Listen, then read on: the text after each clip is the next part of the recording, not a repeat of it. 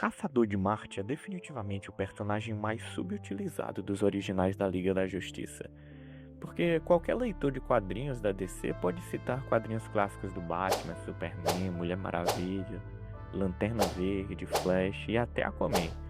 Mas quando chega a vez de falar do Caçador de Marte, é necessário pressionar um pouco mais para acharmos a história solo do personagem. Afinal, qual é a história definitiva do Caçador de Marte? Ou qual o grande clássico do personagem?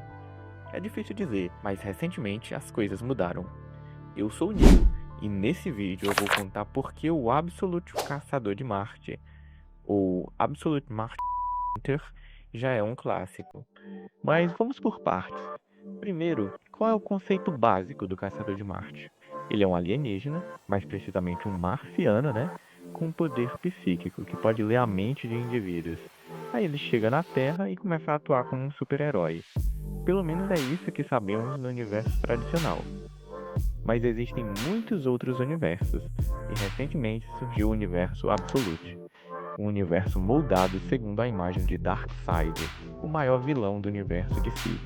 Em outras palavras, basta imaginar que o universo de heróis que conhecemos é moldado segundo a imagem do Superman, o primeiro super-herói. E seu heroísmo é o que permitiu que todo o universo surgisse segundo sua imagem, dentro e fora dos quadrinhos. Agora imagine um universo que isso não ocorreu, que há algo maligno por trás da sua fundação, diria até profano, e que impediu que o heroísmo tradicional fosse prevalente, e passou a ser uma versão distorcida da realidade que conhecemos. Esse é o universo que vamos conhecer nessas histórias do Caçador de Marte, pelos olhos do agente do FBI, John Jones. Esse agente do FBI foi vítima de uma explosão num atentado terrorista, e apesar de sobreviver ao ataque, ele ficou abalado com o que aconteceu, pois ficou mais distante das outras pessoas. Apesar dele já ser considerado por seus amigos como um esquisitão ou um alienígena, ele passa a se questionar: o que leva as pessoas a fazerem o que elas fazem? Estamos vivendo em uma sociedade doente, os leitores sabem disso, e Jones está começando a perceber. Esse primeiro contato dele serviu para expor que essa é uma realidade adoecida e depravada. Em paralelo, ele passa a ser invadido por estranhas visões, como fumaças que refletem os pensamentos das outras pessoas. Seus sentimentos são representados como balões psicodélicos. Junto a isso, uma misteriosa figura passa a surgir, o alienígena que se auto-intitula Marte.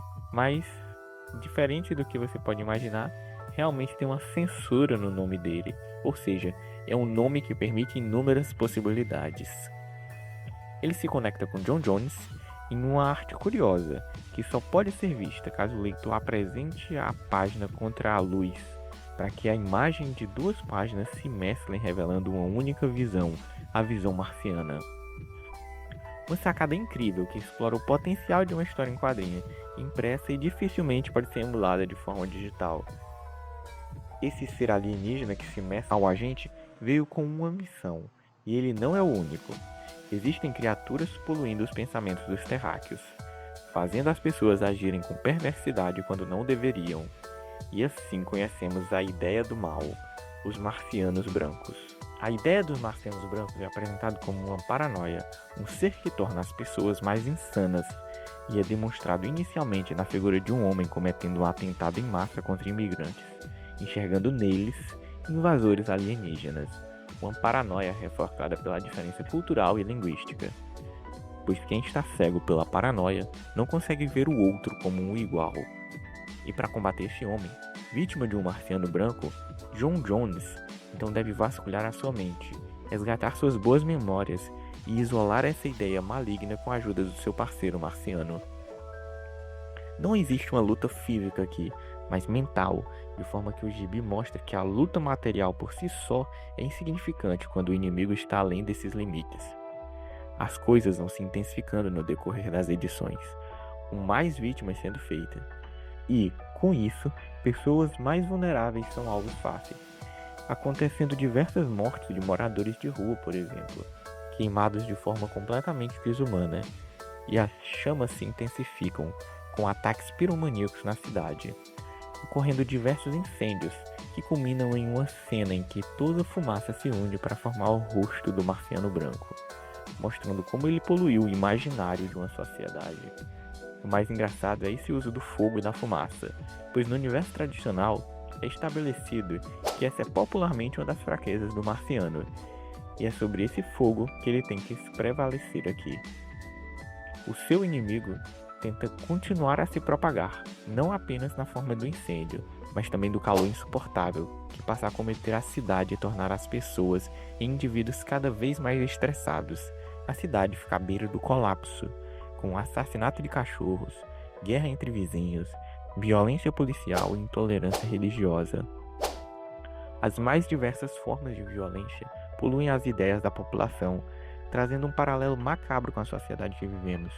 Como lidar com um mundo à beira do colapso? Mas o melhor é que a revista não se restringe a contar apenas sobre os casos da cidade, pois John Jones é o coração da narrativa e nossos olhos para bizarrices. Enquanto a sociedade rui, o seu relacionamento também enfrenta seus próprios conflitos, pois, desde antes do atentado, ele era visto como alguém divergente, mas depois disso, com o marciano em sua mente e as visões estranhas, ele passa a se distanciar até mesmo da sua família. Como sua mulher diz, mesmo em momentos de confusão, ela conseguia olhar para os olhos dele e o encontrar, mas depois disso, ela já não o reconhece mais. É uma linda cena de discussão de relação, que culmina em Jones de joelhos, abraçado com a mulher que ama. Por mais distante que ele esteja, ele ainda ama sua família. A discussão é uma explosão sentimental para ele. Alguém que normalmente parecia tão neutro e distante, finalmente é mostrado abalado nessa explosão emocional. Algo que até comentei com alguns amigos é essa força emocional que senti falta ao ler o novo Homem-Aranha Ultimate, que era tão elogiado, mas que com o tempo foi se mostrando tão falho. Aqui o conflito é reconhecido como essa explosão emocional. Em paralelo ao reencontro emocional entre esse casal, ocorre uma outra explosão. Atentados são feitos de modo que causam um blackout na cidade. Tudo fica escuro e o desespero consome a cidade. As sombras estão à solta. O lado sombrio dos indivíduos está cada vez mais disseminado pela cidade. Cacos de vidro são colocados em alimento e biscoitos infantis são envenenados. Esse colapso disseminado toma conta de tudo. Os serviços de saúde não funcionam mais. Ambulâncias são dirigidas por psicopatas em um ambiente digno de uma noite de crime. Enquanto vemos o bom marciano viajando por esse mundo etéreo de sombras e tendo um vislumbre da fonte de todas as ideias ruins. Uma enorme imagem do Darkseid, liberando estas ideias que nutrem a natureza sombria desse universo. E como ele deve combater as ideias ruins? Com boas ideias. Quando um marciano branco os ataca com o conceito de câncer, uma corrupção da saúde, o marciano de John Jones responde com a ideia da cura, retirada diretamente da mente de uma criança que no futuro a descobriria. O desfecho disso é trágico no fim, o que demonstra o domínio da escrita do roteirista Dennis Camp. E guardem esse nome. Dennis Camp é um dos roteiristas mais importantes nessa década. Ele trabalhou com Os Supremos, o melhor título do novo universo Ultimate. Trabalhou também com o 20th Century Man, uma crítica moderna aos conflitos das grandes nações, enquanto nossos países terceiro mundo apenas assistem isso. Fez Assorted Crisis Damage, que é uma antologia que conta com como seria vivenciar uma crise nas infinitas terras numa escala individual, e Bleeding Hearts, sobre como é ter um coração humano em meio a um mundo de zumbis. Esse escritor vem trabalhando alguns dos conceitos mais criativos atualmente, trazendo um sopro de ar fresco para os quadrinhos americanos atuais. Só que o trabalho dele não é solitário. Ele mesmo reconhece que sem Javier Rodrigues, esse gibi não aconteceria. Esse nome também é muito importante. Ele já havia me impressionado com os defensores ao lado de Al Ewing, apresentando uma arte que foge do convencional e abraça as abstrações e os arquétipos dos quadrinhos de super-heróis. E para a dupla criativa Dennis Camp e Javier Rodrigues, foi oferecida a oportunidade única. Essa minissérie do Caçador de Marte teria apenas 6 edições, mas foi tão aclamada pelo público que eles foram convidados a escrever uma segunda temporada, com mais 6 edições, tão cativante quanto a primeira. E se isso não é suficiente para despertar o seu interesse, eu recomendo que você leia com seus próprios olhos, pois esse daqui é um clássico surgindo. E se você gostou desse vídeo, talvez você curta sobre outro clássico moderno, o Absolute Batman. Os alienígenas! Tá todo mundo pronto pro gole? Sextou!